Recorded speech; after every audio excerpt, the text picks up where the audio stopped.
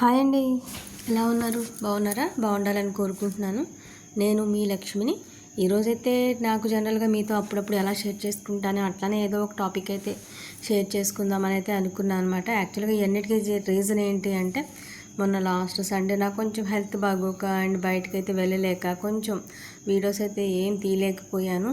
So దానివల్ల మన ఛానల్లో మన మోటివేషన్ స్పీక్లో నాకు తెలిసింది ఒక ఫ్యామిలీ మెంబర్స్లో అయితే మీతో షేర్ చేసుకుంటున్నాను. కాబట్టి అట్లానే ఏదో ఒక టాపిక్ అయితే తీసుకుని నాకు తెలిసింది ఏదో రెండు మాటలు మాట్లాడదాం అనే టైప్లో అయితే ఇప్పుడు ఇదంతా అయితే చెప్తున్నాను. దయచేసి లాస్ట్ వరకు వీడియో అయితే స్కిప్ చేయకుండా చూడండి. ప్రతి ఒక్కళ్ళు మీ ఆడపిల్లగా నన్ను రిసీవ్ చేసుకోండి. అలానే లైక్ చేయటం మర్చిపోవద్దు. ఏదైనా సజెషన్ ఇవ్వాలనుకుంటే 100% ఇవ్వాలని నేను కోరుకుంటున్నాను.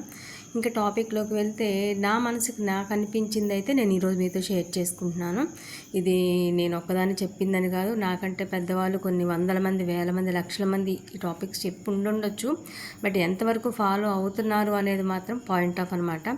సొసైటీ ఎలా ఉందంటే, రూపాయి ఉన్న వాళ్ళకే విలువ, బంగారాలు, చేలు, పొలాలు ఇవన్నీ ఉన్న వాళ్ళకే విలువ, లేకపోతే పెద్ద పెద్ద బిజినెస్ చేసే వాళ్ళకే విలువ, చిన్న చిన్న పనులు చేసుకునే వాళ్ళకి కానీ, కొత్తగా లైఫ్ స్టార్ట్ చేసిన వాళ్ళకి కానీ విలువ లేనట్టుగా చూడటం, తీసి పాడేసినట్టు మాట్లాడటం, చేయటం లాంటివి అయితే చేస్తూ ఉంటారు. సో ప్రతి ఒక్కళ్ళు కూడా తెలుసుకోవాల్సింది ఏంటి అంటే, దేంతోనూ మన విలువ పెరగదు. మనకు విలువ పెరుగుతుంది అంటే మన నోటి మాటతో, మన యాటిట్యూడ్తో, మన సంస్కారంతో, మనం అవతల వాళ్ళతో బిహేవ్ చేసే విధానంతో మనకు విలువ పెరుగుతుందే తప్ప, మన దగ్గర 1,00,000 ఉన్నా, 100 ఉన్నా, 1,00,00,000 ఉన్నా మనం అవతలకి ఇవ్వము. ఇచ్చినా కానీ అప్పులానే ఇస్తాము. సో ఏంటంటే, మన దగ్గర ఉన్న డాంబికాలన్నీ చూపించుకుని అవతరాల దగ్గర మనం ఏదో రెస్పెక్ట్ తీసుకోవాలి అనుకుంటే అది ఫూలిష్నెస్ అనమాట. కాకపోతే అలా వాల్యూ ఇచ్చేవాళ్ళు ఉంటారా అంటే, ప్రజెంట్ ఉన్న జనరేషన్ బట్టి, సిచ్యువేషన్స్ని బట్టి, మనకు ఎప్పుడన్నా ఏదైనా అవసరమైతే వాళ్ళు ఉపయోగపడతారా, పడకుండా ఉంటారా, మనం కొంచెం వాళ్ళకి రెస్పెక్ట్ ఇస్తే అనే టైప్లో లోపల ఒకటి పెట్టుకుని పైకి ఒకలా ఉంటూ అలా ఏమైనా రెస్పెక్ట్ ఇస్తే తప్ప, హార్ట్ఫుల్గా అయితే అవతల వాళ్ళ యాటిట్యూడ్ని బట్టే మనం హార్ట్ఫుల్గా రెస్పెక్ట్ అయితే ఇవ్వగలుగుతాము. అలానే మాటకు వస్తే, సిటీస్లో ఉంటారు, చాలా హడావుడి చేస్తూ, అవి బంగారమో తెలియదు, పిచ్చవో తెలియదు, హడావుడిగా చీరలు కట్టేసేసి, లేకపోతే జెంట్స్ అయితే కద్దర బట్టలు వేసేసుకుని మెడ నిండా, ఒంటి నిండా ఉంగరాలు అవి ఇవి తగిలి చేసుకుని చాలా ఆర్భాటాలుగా అయితే ఫంక్షన్స్కి వెళ్ళిపోతూ ఉంటారు. బట్ ఏమున్నా లేకపోయినా ఒక నోటి మాటతో మనం అక్కడికి వెళ్ళామా, 2 అక్షంతలు వేసామా, హార్ట్ఫుల్గా కనిపించామా, వచ్చామా అనే యాటిట్యూడ్ అయితే చాలా అది ఎక్కడైతే చాలా వరకు విలేజెస్లో అయితే కనిపిస్తుంది. పల్లెటూరులో కూడా చాలా వరకు ఇప్పుడైతే మారిపోయారు మనుషులు. కొంతవరకు సిటీలో చూసి ఏంటంటే, వాళ్ళు ఎలా అనుకుంటున్నారంటే, ఎంతవరకు వాళ్ళకి తెల్లారులేస్తే కష్టపడటం, పని చేసుకోవటం, టైంకి ఏదో ఒకటి వండుకోవటం, తినటం, మళ్ళీ పని చేసుకోవడం, ఇంతవరకే తెలుసు తప్ప ఆర్భాటాలుగా ఇలా రెడీ అవుదాం, అలా ఉందాం, ఇవి వేసుకెళ్దాం, షోయింగ్ చేద్దాం అనే కాన్సెప్ట్ అయితే వాళ్ళకు ఉండదు. ఉన్నంతలో న్యాచురల్గా ఎలా ఉంటే అలా వెళ్తానికే ఇష్టపడతారు. సో అలాంటి వాళ్ళకి ఏం పేర్లు పెడుతున్నారు అంటే, మనం ఏదో అసలు ఈ సిటీస్ అనేవి ఎప్పుడు వచ్చినాయి అంటే, నిజంగా మాట్లాడుకోవాలంటే ఒక 10-15 ఇయర్స్ నుంచి ప్రతి పల్లెటూరు కూడా సిటీ కల్చర్లో అయితే మారిపోయింది తప్ప, నాకు తెలిసి ఒక 30 ఇయర్స్ బ్యాక్, 40 ఇయర్స్ బ్యాక్ అయితే ప్రతిదీ విలేజ్ కిందే కౌంట్ అనమాట. ప్రతి ఒక్కటి సిటీ అంటే ఏదో main Vijayawada, main Hyderabad, main Vizag, ఇంత తప్పించి మిగిలిన సరౌండింగ్స్ అన్నీ విలేజెస్ కిందే కౌంట్ ఉండేవి. సో ఇప్పుడు అలాంటి వాళ్ళు ఏదైనా ఫంక్షన్కి సింపుల్గా వెళ్ళినా కానీ, పల్లెటూరు నుంచి వచ్చారు కదా, వాళ్ళకి తెలియదు, అట్టనే వస్తారు. అంతే. అంటే ఏంటంటే, ఫంక్షన్కి వెళ్ళాము అంటే ఉన్నయ్యి లేనివి, పిచ్చయ్యో మంచియో, లేకపోతే అరువు తెచ్చుకుని చీరలో, ఇంకోటో డాంబికాలు పోయి, లేకపోతే ఇంట్లో వాళ్ళని టార్చర్ పెట్టేసి చీరలు కొనుక్కెళ్ళి, బట్టలు కొనుక్కెళ్ళి, నగలు కొనుక్కెళ్ళి అక్కడికి అటెండ్ అయితే అది డాంబికం. ఇంట్లో ఉన్నవాడితో సరిపెట్టుకుని చక్కగా వాళ్ళ దొడ్లో పూసిన పూలేయో తల్లో పెట్టుకుని, పసుపు కొమ్ముతో బయటికి వెళ్ళి, మెడలో ఉండదు, మన మనిషికి మనం వాల్యూ ఇస్తున్నాము, బంగారాలకు విలువ కాదు అని మెడలో పసుపు కొమ్మతో బయటికి వెళ్ళే వాళ్ళు కూడా ఇప్పటికీ ఉన్నారు. 100% ఉండొచ్చు.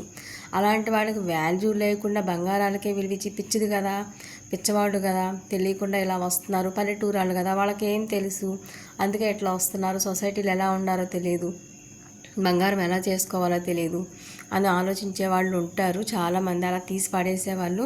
బట్ ఫస్ట్ ప్రతి ఒక్కళ్ళం కూడా మనుషులుగా మనం తెలుసుకోవాల్సింది ఏంటి అంటే, మైండ్ సెట్ క్యాలిక్యులేట్ చేసుకోవాలి. అవతల వాళ్ళ మనస్తత్వం అలాంటిది, వాళ్ళు ఏ వే ఆఫ్ థింకింగ్లో ఆలోచిస్తున్నారు, అండ్ విలువ దేనికి, బంగారానికి విలువ, ఆలోచన విధానానికి విలువ, మనిషికి విలువ, డబ్బుకి విలువ, ఆడంబరాలకు విలువ, ఇలాంటివి అసలు దేనికి విలువ, మన లైఫ్ లాంగ్ మనతో తోడుండేవి ఏంటివి, డబ్బు బంగారాలా, మన యాటిట్యూడా అనేది మనకు మనం ఎవరికి వాళ్ళం కూడా క్యాలిక్యులేట్ చేసుకుని దేనికి విలువాలో దానికి మాత్రమే మనం విలువించుకుంటే మనం మినిమం కనీసం మనుషులమైతే అవుతామని నాకైతే అనిపించింది.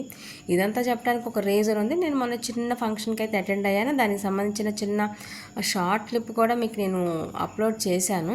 సో ఆ రోజైతే ఒక ఆవిడ పల్లెటూరు నుంచి అనమాట. ఆవిడకి సంథింగ్ ఇప్పుడు మనకి సిటీస్లో అయితే ఎలా ఉంటారంటే ఏదన్నా ప్రాబ్లం వచ్చి బంగారాలు బ్యాంకులో పెట్టేస్తే బెంటెక్స్ రెడీ అయిపోయినాయి కాబట్టి హడావుడిగా బెంటెక్స్ అన్నీ తగిలిచ్చేసేసుకుని తేడాలు తెలియకుండా వెళ్ళిపోయి దిగేసుకుని బిల్డప్ ఇచ్చేస్తూ ఉంటాం అనమాట. బట్ వాళ్ళు ప్యూర్ పల్లెటూరు తెల్లారులేస్తే కష్టపడి చేసుకునేవాళ్ళు కాబట్టి అలాంటి ఆడంబరాలకు దూరంగా ఉంటారు కాబట్టి ఆవిడ న్యాచురల్గా చాలా మంచిగా వాళ్ళు ఉన్నంతలో ఒబ్బిగ్గా చక్కగా చేసుకుని ఒట్టి పసుపు తాడుతో అయితే ఆవిడ ఫంక్షన్కి వచ్చారు.